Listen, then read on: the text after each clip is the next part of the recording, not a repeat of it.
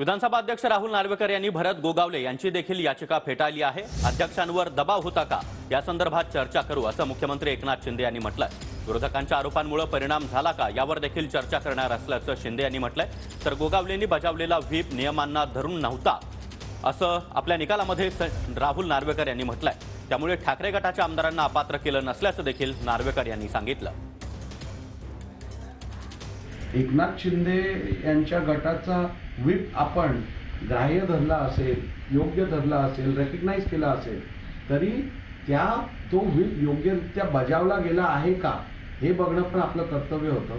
आणि मी माझ्या रुलिंगमध्ये, माझ्या फाइंडिंगमध्ये हे ऑब्झर्व केलंय की भरत गोगावलेकडनं जो व्हीप दिला गेला तो योग्यरित्या ठाकरे गटातील आमदारांना बजावला गेला नव्हता आणि म्हणूनच त्यांना अपात्र आपण घोषित करू शकत नाही।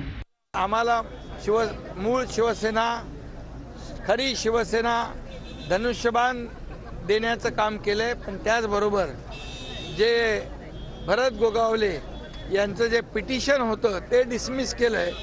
एक दबाव अध्यक्षांवर होता का, एक सगळे आरोप प्रत्यारोप याचा काय परिणाम झाला का, ते आमच्या लीगल टीम बरोबर आम्ही बोलू आणि त्यानंतर आम्ही देखील पुढचा निर्णय घेऊ।